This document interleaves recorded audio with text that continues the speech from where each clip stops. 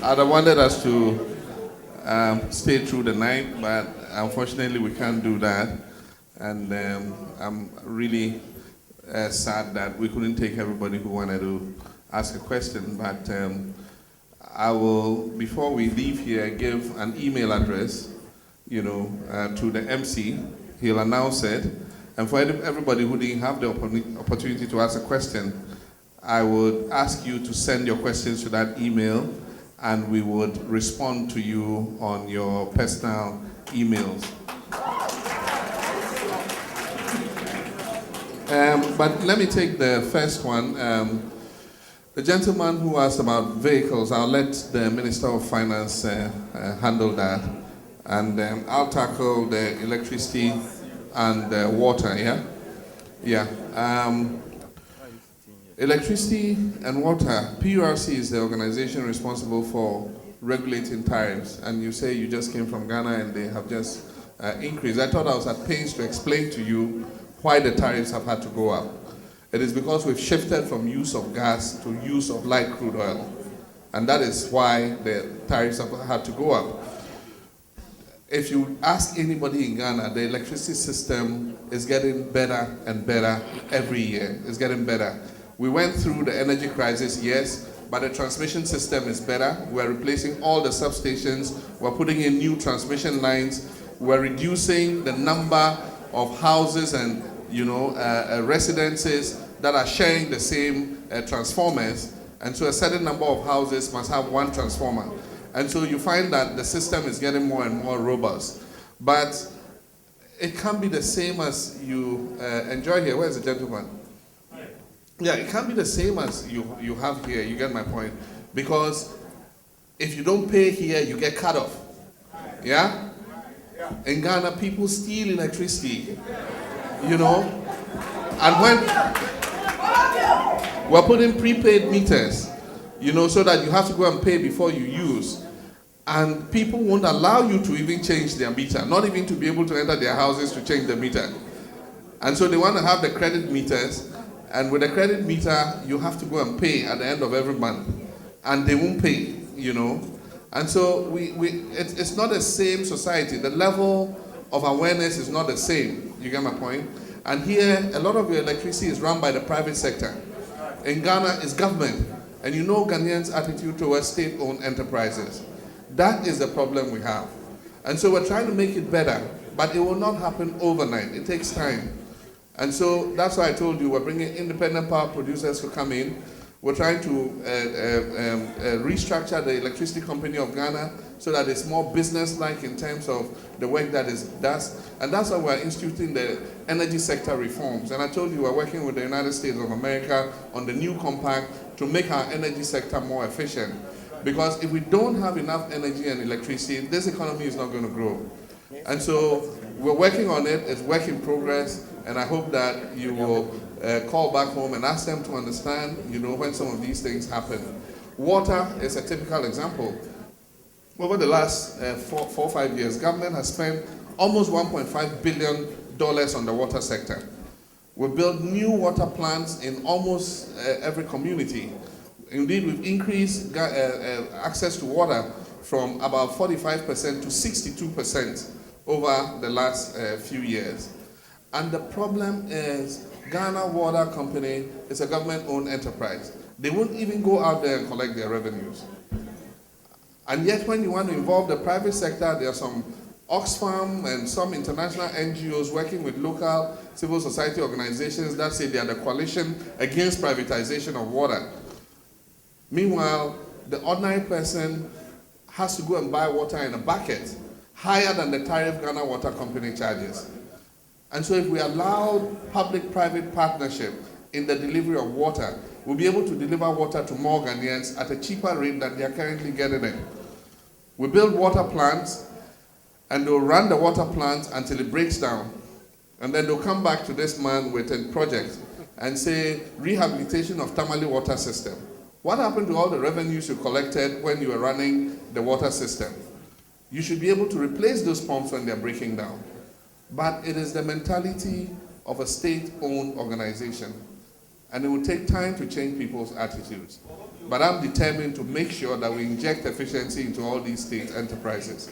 And if it means bringing the private sector in as a mix of public-private partnership, we'll do it. Why don't we have a holiday for traditionalists? I don't know. But even if we decided to have it, which day would they choose? Because all of us have our gods and our deities, and the days that our, festivals and all that are different. So when are all the traditionalists going to come together and say that this particular day is the day we all choose, that it should be a holiday for us? If you're able to organize that, come and tell me, and then I'll see what to do.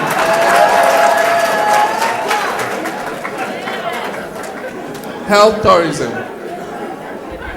We already have some health tourism in Ghana. When we set up the specialist units in Kolebu to provide specialized services, we're having people coming from our neighboring countries to Kolebu for services. The cardio center, if you go to the cardio center, there are people who come from Côte d'Ivoire, Burkina Faso, and others to have cardiac heart operations and other services. We have the plastic surgery and burns units, and there too, there are people who come from other countries to access the services. We have the radiology center, which deals with cancers, and we have people who come from our neighboring countries to use our services. We're setting up a new specialist eye center that will do eye surgery and eye operations. We're doing it in collaboration with Moorfields Hospital of the UK, and I'm sure that when that opens too, we're going to have some of our neighbors coming to do eye surgery. I went to Equatorial Guinea, and they have a hospital that was built by a private Israeli company, and it provides state-of-the-art treatment in everything, with all the diagnostic equipment and all that. And my understanding is that people go from Nigeria to that place for health services. We can do the same in Ghana, and there's a market for it, because a lot of middle class and upper class Ghanaians, when they have any health issues, major health issues, they either come to the UK or they come to the US or they go to South Africa. And so for all you Ghanaian doctors here or entrepreneurs here, if you have a mind to it and you're able to mobilize the capital and you come and set up a hospital like that, it should be possible to do that. Developmental agenda, what is my priority? In a developing country, it's very difficult to have a priority because everything is important. Health, education, transport, energy, agriculture, just name it. Everything is important. For me, I think going forward, a country's human resources is best, resource. And so we need to concentrate on the education sector and make sure that we put every child of school-going age in school, which we're doing. Currently, our enrollment is about 90%. But of course, there are areas where a lot of children are still not going to school. So we're going to continue to expand education and then also improve quality and improve access. We will also prioritize the health sector to make sure that our population has good health. A healthy population is a healthy nation, and so that will be a priority for us. But certainly infrastructure, energy sector, transport, those are all very important, and I'm going to keep my eye on the ball. And my hope is that by the time I leave office, I should have guided Ghana in the direction that makes it a middle-income country, respected in the world, that can rub shoulders with other countries in the world, and be a worthy partner of the international community. With me is Ms. Arao Amini, a journalist from Africa. You state your name and what are you doing here? Hi, my name is Arao Ameni. I'm from Uganda. What I'm doing here is I wanted to learn more about what President Mahama had to say to the Ghanaian diaspora. Now, I did ask a question about traditionalism and you wanted clarification. Can you ask your question again? Basically, there's different traditional religions depended on which ethnic group you're from, right? So I guess I wanted some clarification as to which specific religion, or do you mean all of them to have one holiday? Yeah, I mean all of them with one holiday. Even though the fact of the matter is that they don't come at the same time, but as long as a national day of observance of African traditionalism is there, all of them were accepted. There's no difference in traditionalism from East Africa to West Africa, from, I don't know about North Africa, but from Central Africa to South Africa. Traditionalism is the same.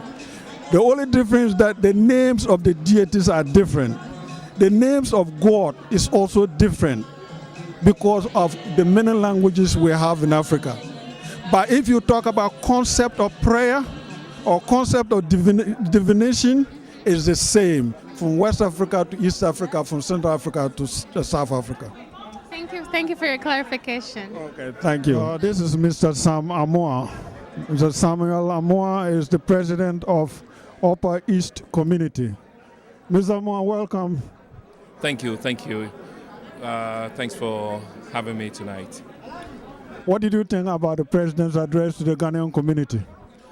I think it was very interesting, even though I didn't get the chance to ask him a couple of questions pertaining business, but I think he did an excellent job. I think he's very humble, and I think he was able to capture the crowd. He was able to move the crowd and at least line out the sources of his plans for Ghana. Now, they identify different personalities and different associations at the meeting or at this gathering. How are you preparing your organization towards these events like this? Well, we are still a baby company, organization, even though there's a lot of other old societies like the Asante Man Association, the Ga, Adangbe, the Ewa communities. We are still very young, but I think that I have a lot of interesting things that I think is going to make one of our community or the Upper East community a very, very significant and special organization. See. So we're looking forward to things like this that they can also identify as a group, right? Yes, indeed. And as a president for the organization, I think there's yet to be very interesting things coming up for all the Upper East communities, the Northerners, the people from Bolga, Upper East, Upper West. I think there's a lot of good things coming out soon. Thank you very much.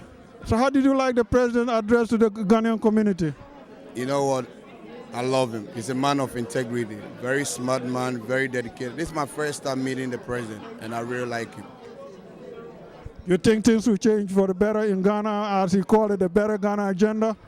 Looking at the way his focus and his vision is that if all don't do no bipartisan aspect, and we all support him, regardless, MPP, NDC, PPP, whatever it is, we all got to support the president. Right now, he's the president. We need to put all our might and put Ghana first and stop about partisan and NDC, whatever MPP. So we need to support the president and put Ghana first.